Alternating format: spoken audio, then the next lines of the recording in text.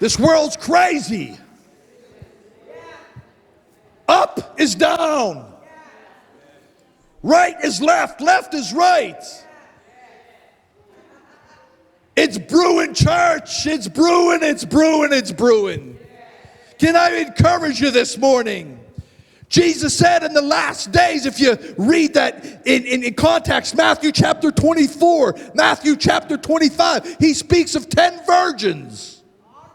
All church people. But 5 of them didn't have any oil.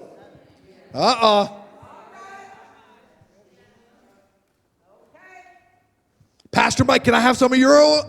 You ain't get my oil.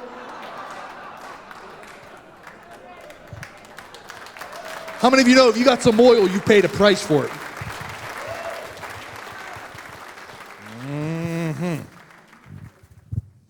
But the day's coming. If you read through that parable, Jesus said there were 10 virgins, 5 wise, 5 foolish.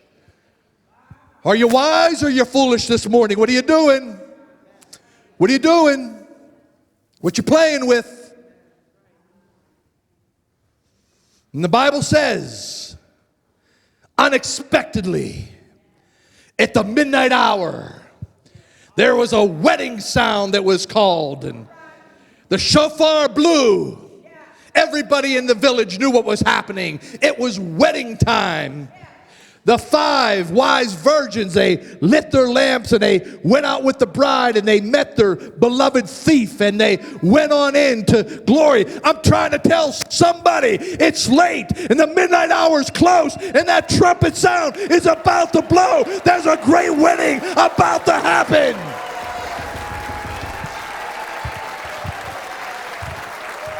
Oil in your lamp, oil in your lamp, oil in your lamp. Do you have the oil in your lamp? Are you ready? Is your ear pierced? Where's my groomsman? Where's my groomsman? I know he's coming. I know he's coming. I know he's coming. I feel it in my heart. I feel it in my soul. I feel it all over me. We used to sing a song. The hour is late, church. The hour is late. We could look at that 2 ways. Come quickly, Lord, get me out of here. Anybody in that camp? It's all right.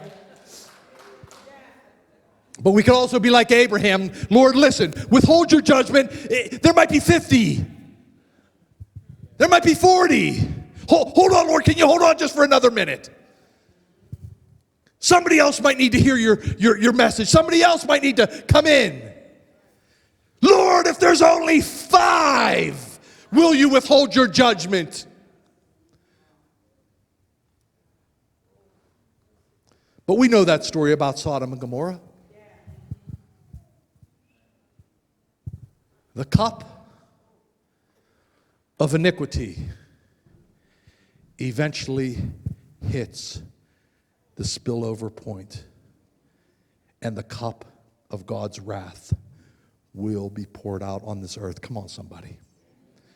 We need to share the love of Jesus with somebody. We need to love somebody.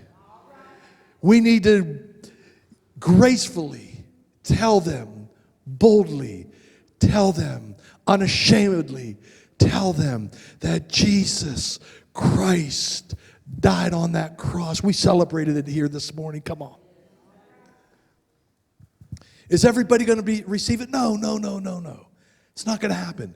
That's not our responsibility. It's our responsibility just to be the mouthpiece.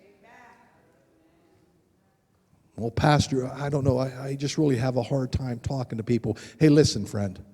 God used a donkey. I'll just go ahead and leave that there. He could use your mouthpiece. Open your mouth. Step out. I'm telling you, there's a hurting and a dying world out there. They're looking for answers in all kind of ways. They're looking in drugs. Come on, church, right up the street, we just had a shooting. From what I hear, it was fighting over a dress or a piece of clothing. Do you see where our society is today? Do you see where we are today? People are trying to get fulfilled in all kinds of ways, whether it's drugs or alcohol or relationships. People are looking for the answer. They look to politicians. They look to governments. They look to pastors. And I'm not the answer. It's Jesus. We have to point the people to Jesus. Because listen, what the world suffers from is an incurable disease. They suffer from a broken heart. You can't buy that across the street in a liquor store. You can't shoot that in your vein. You can't smoke that away, honey. There's only one that came to mend and bind up the broken heart. Come on, Judah, what's his name? Jesus. Come on, put your hands together and give our God a praise.